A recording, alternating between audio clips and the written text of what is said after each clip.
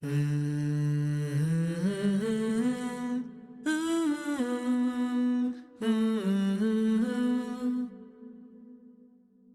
next day, when I was just very casually in my office, just like prepping for a lecture, when I got a phone call in my office that I had stage 4 cancer and that I was going to have to walk from my office to the hospital to check myself in for an emergency procedure and who knows what. Like, just, it felt, I don't think I'll ever experience time moving quite so slowly, because it was the horror of it. It was like my life is, whatever this is, it's, I could feel it go, like it's all gone now. That's Kate Bowler, a professor of Christianity at Duke's Divinity School, describing the moment she found out she had stage 4 colon cancer at age 35. Kate was shocked, not only by the diagnosis, but by her reaction to it and what it revealed to her about her faith. I spent years studying people who believe that they deserve what they get. And I never once imagined myself to be that kind of person. Because, I'm part of this faith tradition which would never use the word deserve. And then when I could hear myself saying, but aren't I kind of a good person? It was like that bit was so deeply humbling. That felt like the shirt got turned inside out and I could just see all the seams of everything. And I realized, like, oh, things come apart. On today's episode, a religious scholar re-examines her own faith as she reckons with a cancer diagnosis. I'm Maya Shankar, and this is A Slight Change of Plans, a show about who we are and who we become in the face of a big change.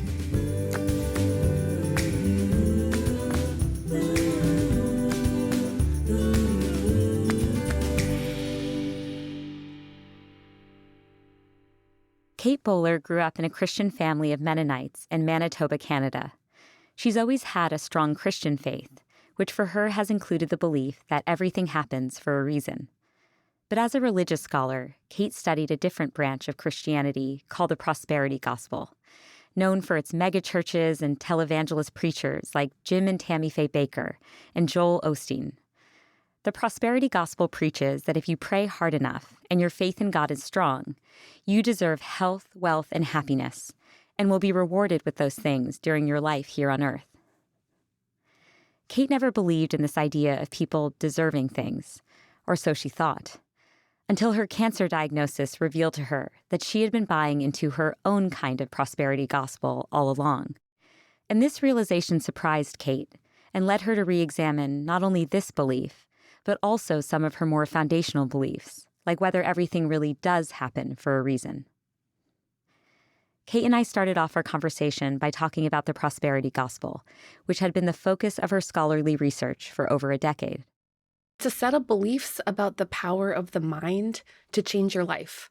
That if you have the right kind of positive words and the right kind of mental attitude, that you can bring health and wealth and overall happiness, like during your life here on earth. And that's always the kind of like caveat, because, Christianity typically has a kind of asterisk beside it that says, yes, God is good. Yes, God is loving. Yes, God wants wholeness and love for you, but you may not get to see all of your hopes come to fruition, that all good things then get kind of deferred to an afterlife. But the prosperity gospel has what we call an over-realized sense that all things will happen now for us who believe. So it's an incredibly confident set of beliefs that says that you don't need to suffer. You don't even need to be lucky, because there will always be a way for you to figure out how to land on your feet. And what do you think drew you to that subject matter? I was really looking around for kind of an idea to fall in love with. And I didn't think, though, that I would mostly just pick something because it made me unbelievably angry. But I was a huge rage fest when I had my first encounter with the prosperity gospel. I thought, who did this to us? Why are Canadians, because I grew up in Canada, and I was like, why are Canadians into this? And I was honestly kind of a dick about it. I was condescending, treating it kind of like a car accident that I needed to really uncover and explore. It would take me a number of years even just to kind of settle into a a sense that it was like not just a heresy, like a set of incorrect beliefs, but like a worldview that I wanted to understand. So, so some of your curiosity or interest in diving into this was around really just calling bullshit on it. Is that Yes, accurate? it really was. Okay. So you end up writing this book, ironically called Blessed, which Yeah. chronicles the entire history of the prosperity gospel. Um, it seems like Kate Bowler's life is also feeling pretty blessed, right? Lots of things are falling into place. You get your dream job at Duke's Divinity School, and after years of infertility, you and your husband Tobin have this beautiful baby boy named Zach, right? Yeah. And yeah, first of all, I so resonate with those moments in life where you're like, I finally got it. And you almost want to capture it in your hands and put it into a bottle so that it, like no one can ever touch it. Yeah. You're like, I stuck the landing. Like there was, you can feel yourself just hit it. And I couldn't believe that it all lined up. Like I had this gorgeous university job after having, grown up in the shadow of, it always looked like the University of Manitoba was like constantly financing Stalinist architecture. Like when my parents saw the campus, they were like, if you ever leave this place, I will murder you. Like I felt so lucky to be in this gorgeous place and finally have this smushy little, baby that smells like cookies all the time. And I really thought, then this is my life. Like I could see it stretch out. I was going to write all these books. I was going to have an office with like gargoyle bookends, which I had a lot of strong feelings about. Like I was going to have all these grateful graduate students. Like this was the site of my life. And I didn't mean to be as arrogant as that sounds, but like I was like really locked into this beautiful dream. And it like felt so good to me. I guess for so long, I had been paying into this imagined future, and all of it, all the like grind of it, and now you just have to write 600 words and they better be footnoted properly. Like all the deferring felt like I was like this accountant and I was having this, I would like add it all up. And then I would hit this moment and like, congratulations me. Like all great math, right? Yeah. You go to the store, you give them your voucher and you're like, okay, here it is. I'm going to take I'll have my withdrawal now. Thanks. Yeah. I put in all that work. Yeah. Wow. I'm wondering if you can take me back to what it was like at age 35 when your life just turns completely upside down. I started getting really severe stomach pains, and I immediately went to my doctor and I said, this seems really kind of very out of proportion. And then she said, well, you're young. I don't think it's that much, but let me refer you to this specialist. And I got bounced around between specialists with an increasing sense of panic. Like I was chugging Pepto-Bismol. I was doubled over with pain. And I had such an intense grin and bear it. It never really occurred to me that I could like press the emergency button, that I was allowed to lose it because I was so good at trying. So when I finally was supposed to get a surgery for what they thought was like a faulty gallbladder, and then they said, well, the tests don't show quite enough to warrant that kind of surgery, I just fucking lost it. I couldn't handle the boredom on the surgeon's face and the panic that I was experiencing, that it was half a year in, that no one was going to take me seriously. And so I just yelled in a very un-Canadian way. And I was like, you're going to give me a scan and I'm not leaving. Like, I'm just not leaving until you figure out something else for me. And I really thought it was just going to be like an inconvenience. So the next day when I was just very casually in my office, just like prepping for a lecture, when I got a phone call in my office that I had stage 4 cancer and that I was going to have to walk from my office to the hospital to check myself in for an emergency procedure and who knows what. Like just, it felt, I don't think I'll ever experience time moving quite so slowly because it was the horror of it. It was like my life is, whatever this is, it's I could feel it go, like it's all gone now. I didn't realize that life can turn so quickly and that like whatever plans you have, like don't count. So all I said was, but I have a son. Like I was arguing with her, because she sounded so bored. And when I met her after the surgery to just check on some staples, she said, how are you? And I said, yeah, actually, it's been really hard. And she said, well, the sooner you get used to the idea of dying, the better. And that was the strange brutality of this like threshold moment, that like there was a before and an after in my life, and that I was going to have to figure out how to live in the after, but I just genuinely didn't know how. Kate, I'm trying to understand in that moment how long it took for the news to really penetrate, because when you have that kind of whiplash, like, yeah, what was that? I mean, it felt immediate to me. Wow. It felt like it was my job to learn to let go as fast as I could. But I didn't know what I was letting go of. Like, the first thing you have to let go of is your body. Like, I walk into the hospital, I get admitted, I have to take off my dress, and it was the dress that I loved to lecture in. And I remember looking at it and thinking, I don't know if I'll ever get to wear this again. And you put on a gown, and they will shave you and paint you, and you'll feel the heaviness of your limbs when they strap you down, and you'll be awake for so much of it that you have to tell yourself, like, it is my job to let go. But none of it makes any sense.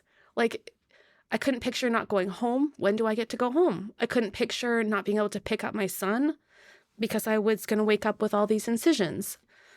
And then when I woke up, I just remember how sad everyone was. And then a night when I was by myself, and I realized it was the first time I'd been alone with a doctor where I could just ask questions. And so that's when I said, hey, like, not to bug you or anything, but like, nobody's told me if I'm going to live. And to be honest, I don't totally understand like where all the cancer was or went.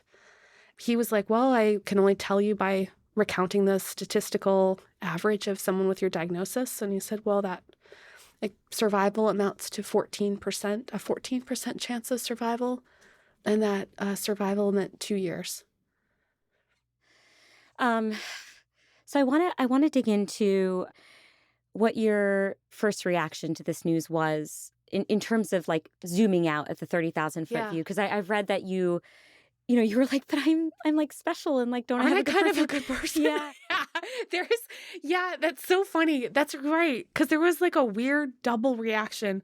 Holy crap, of course it's me. And this other version that was like the middle class hustler that was like, hadn't I worked really hard?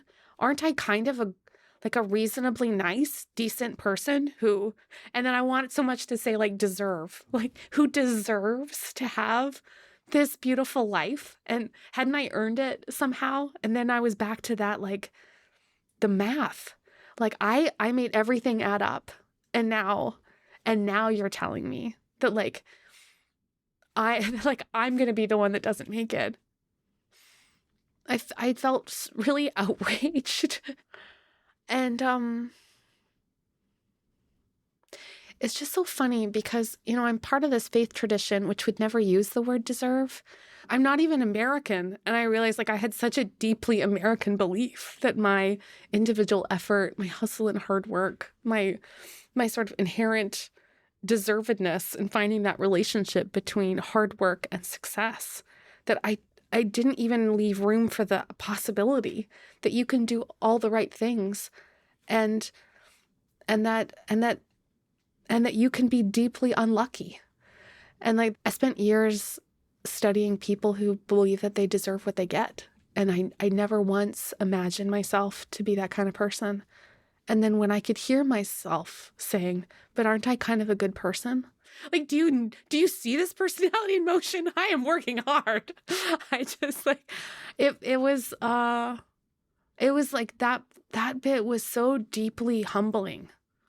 That felt like the shirt got turned inside out and I could just see all the seams of everything. And I realized like, oh, things come apart. Say more about that. Yeah. I guess one of the strangest parts about being lucky, I suppose, not knowing that you're lucky, believing that every one of your actions is supposed to add up to more and more and more, is that you begin to feel like you've earned your life, deserved your life, that you don't even need luck, like you bulldoze a path. And over the years, I have steadily built up a belief system that said that I am the solution to every problem. I'm the center that holds. I'm the thing that acts. I will make my own destiny. And that if I can't, then, in this culture that always says, there's no setbacks, there's just set ups. People are always like closing doors, opening windows, that all of these kind of cultural cliches and aphorisms were there to explain to me that pain was just like a tripping hazard or a lesson, and that it was my job to learn the lesson in order to overcome, but that there was never a version in which I was going to lose, or else if you lose, then you're a loser. If you fail to make that dream come true, like you really only have yourself to blame. And that feeling set in really quickly. We'll be right back with a slight change of plans.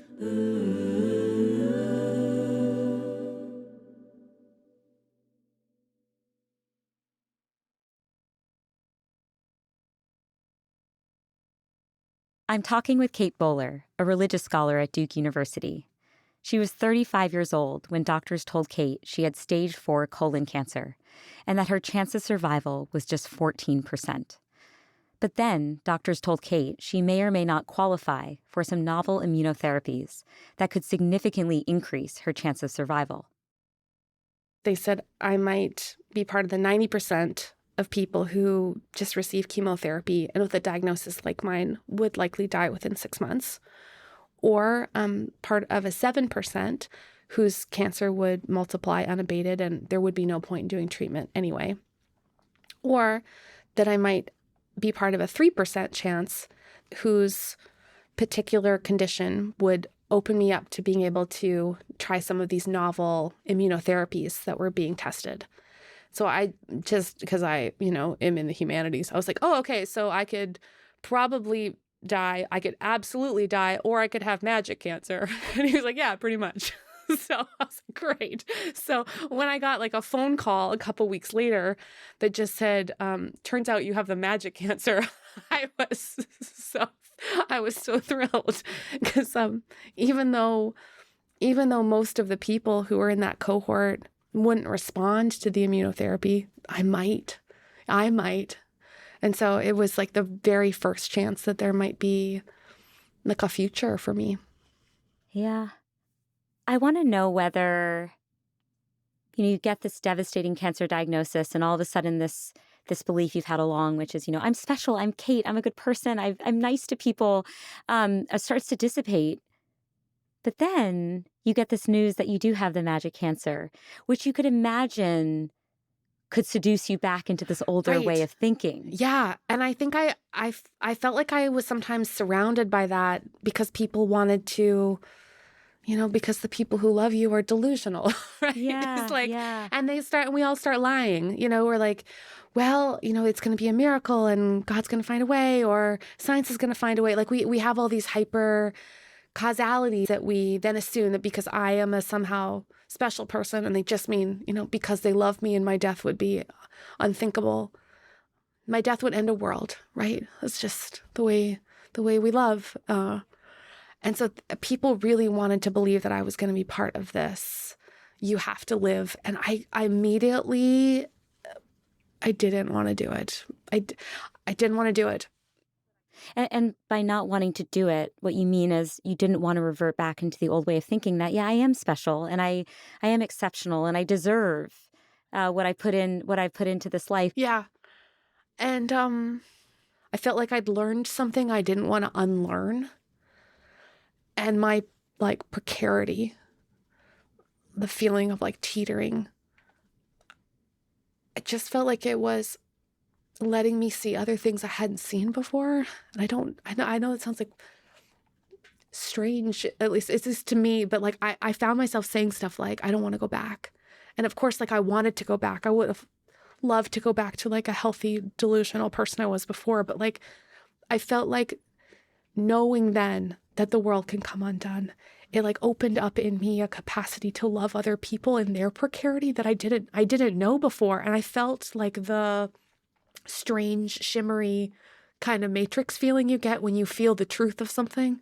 And that felt so precious, so fucking precious, that like that after that, I was more just trying to find the right relationship to hope without returning to the like that I deserve my life. You know, you talk about how in that moment there's this tension, right? Of you both want to reoccupy the delusional state of mind because what a safe and joyful place to occupy, right? Yes, totally. But on the other hand, you do feel like confronting the truth, or what you believe to be the truth, what I believe to be the truth, allows you to create a kind of empathy for others in their pain, in their suffering that you might not have been able to. I want to know whether there was also in that moment or since then, whether you felt that there was also an advantage to you of not rebuying that lie. Yeah. Yeah, I mean, sometimes I just felt like I can't afford to hope right now. Like, I mean, I can't afford to take on a certainty that I'd have to take back.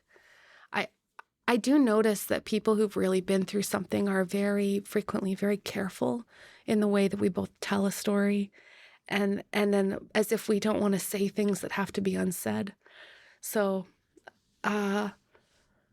yeah, someone once called it like the fellowship of the afflicted. I always thought that was such like a lovely way of, because you can feel that badge of belonging sometimes when we're not sloppy with our language. We don't hope for things. We don't hope for everything.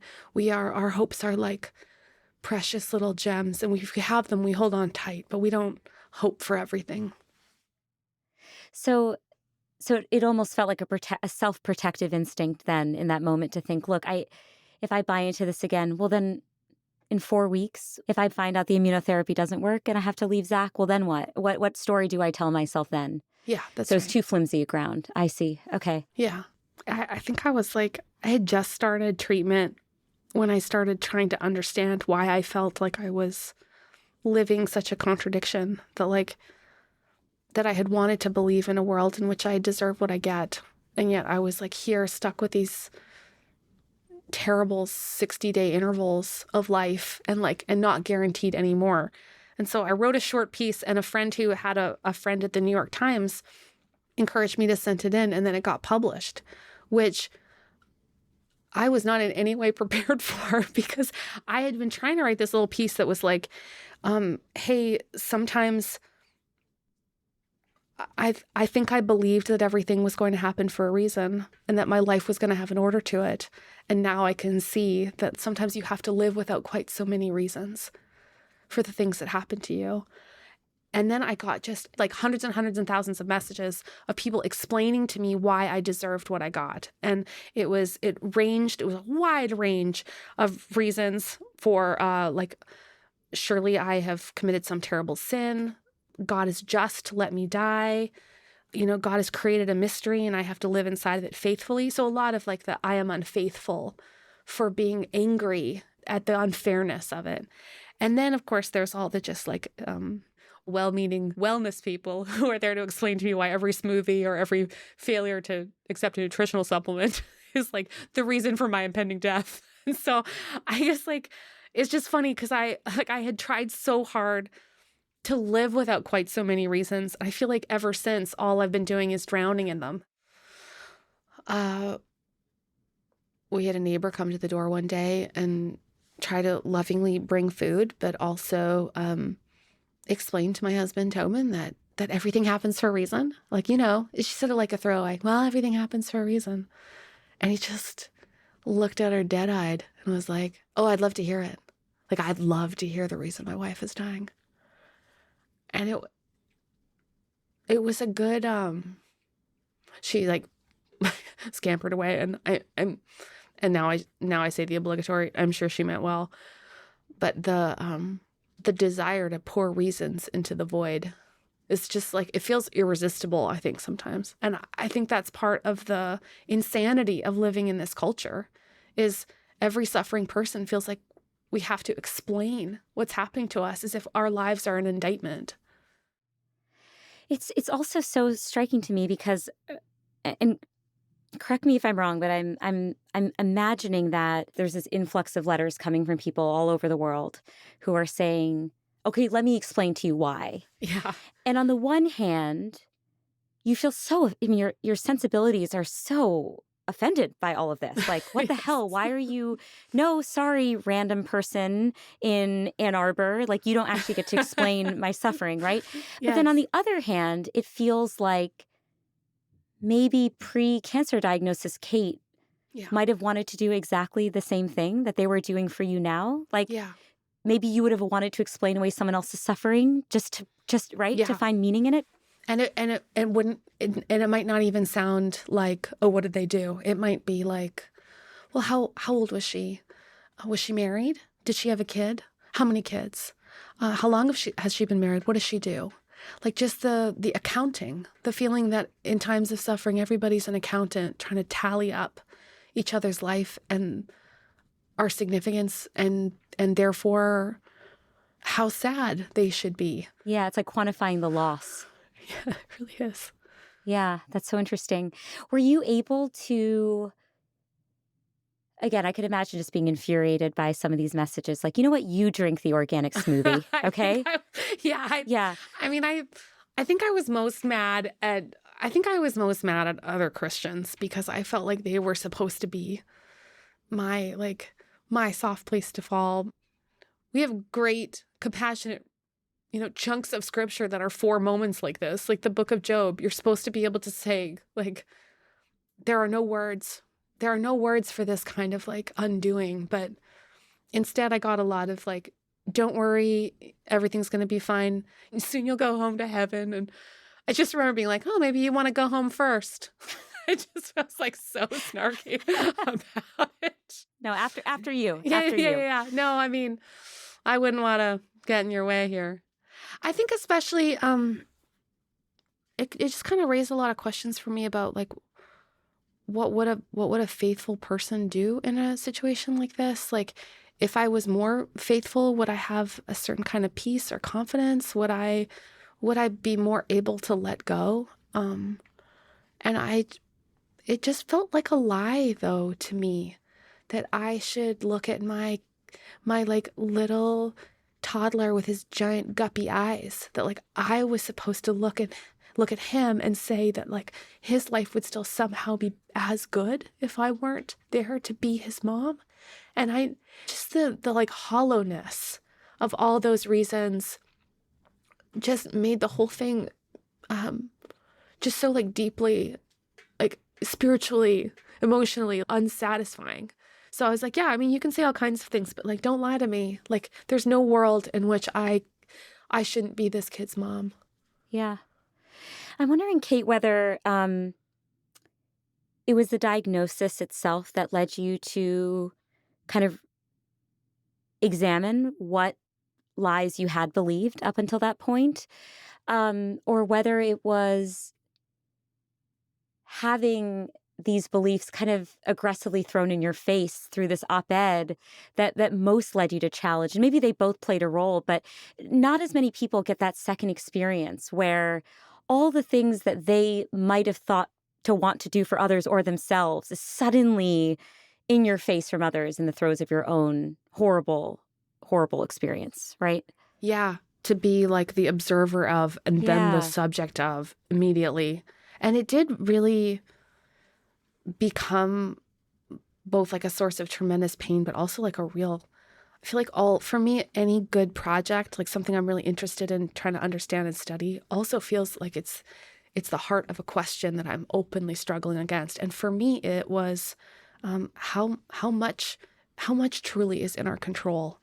Like, what kind of account of agency are we allowed to give in a moment where like all odds are against you? Because I wanted to know the answer. Like, how much am I supposed to save my own life right now? Or am I just supposed to, let go and let God? And because over the next couple years, what I would eventually find is that I would have to try to save my own life a million more times. And that like surrender was just never going to be just like wise.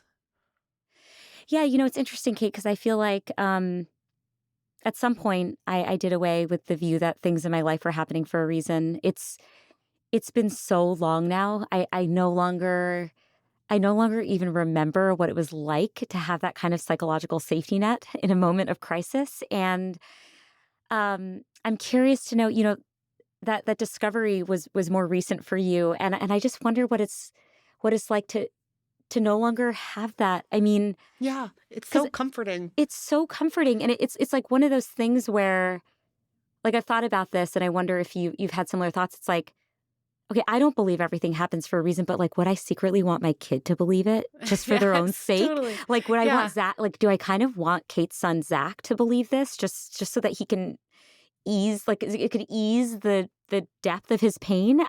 I think the problem with the everything happens for a reason is that hypersynthetic coherence that it demands that everything have.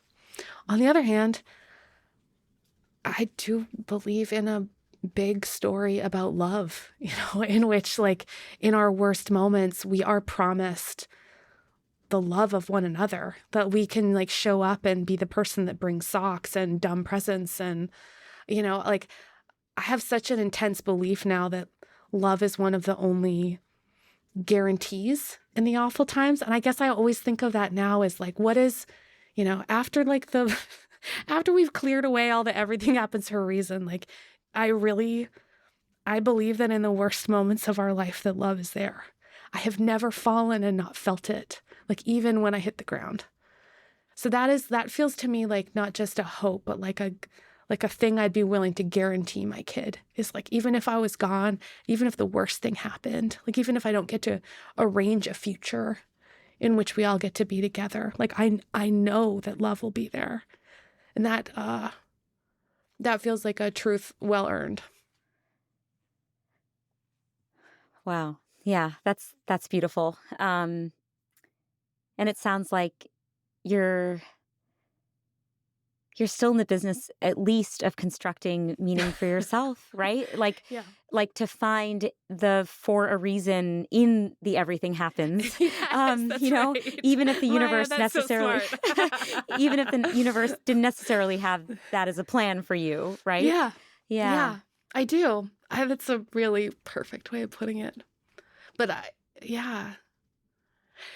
because on the other side of hypercausality is not like nihilism or despair. I think it's just like more empathy for one another. Like if we really know that there is not like a fail-safe rescue plan for everybody's pain, I think we would sure as hell show up a little faster for one another and believe in systems and good policies that prevent so much of human suffering in the first place. Yeah. Would you say that, one of the goals of your book and being a religious historian is showing that you can also find some safety and permanence in a world where you don't have those beliefs? Has that been kind of your mission? Okay. Yes. Maya, I really like that. Also, just aside, you're so smart, and it's just so fun to talk to such a smart person. Oh, I'm serious. thank you. It makes it so fun. Like, I just, like, it makes me stop. I'm, like, stopping all the time because I want to come up with a better answer. You don't deserve a shitty answer. I want to have, like, a better one. It's so sweet. But, like,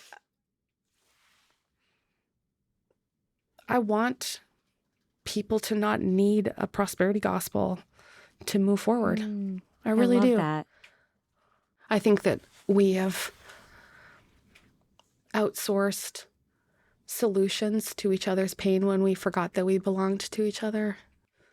Assuming that if there's enough for everybody, that we don't have to make more for each other.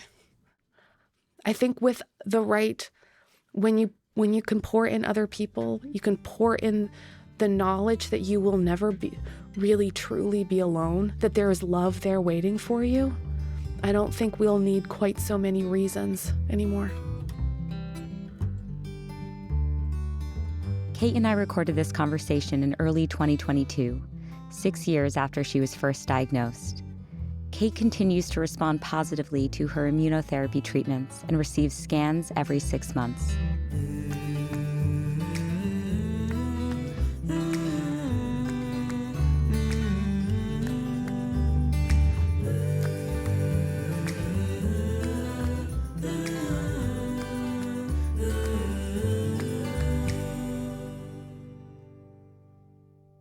Join me next week when I talk to Ethan Cross, an expert on the science of introspection and how our inner voice can be a double-edged sword. He gives us strategies for how we can rein in that inner voice when it turns negative and becomes what he calls chatter. So something bad happens, we turn our attention inward to try to make sense of the problem, but we get stuck in a negative thought loop. That's what I call chatter. You keep on trying to think and work through the problem, but you don't make any progress.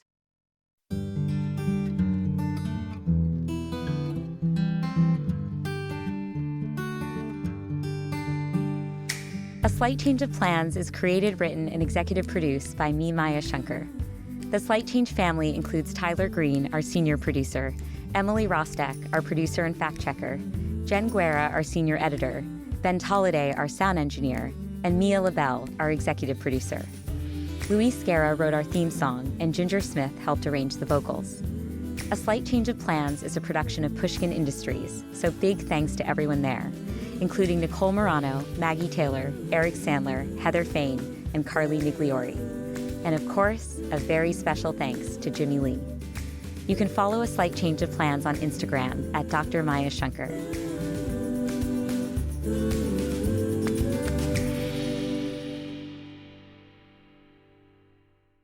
Tyler's back, so I feel like there's an audio issue. This one is headphones, and this one looks like a microphone. I'm going to sing all by myself while I do it, just so you can get this going. All by myself. How's this feeling? Does it change at all? Don't want to be all by... Is that helping? It's really helping when I'm singing it, I feel.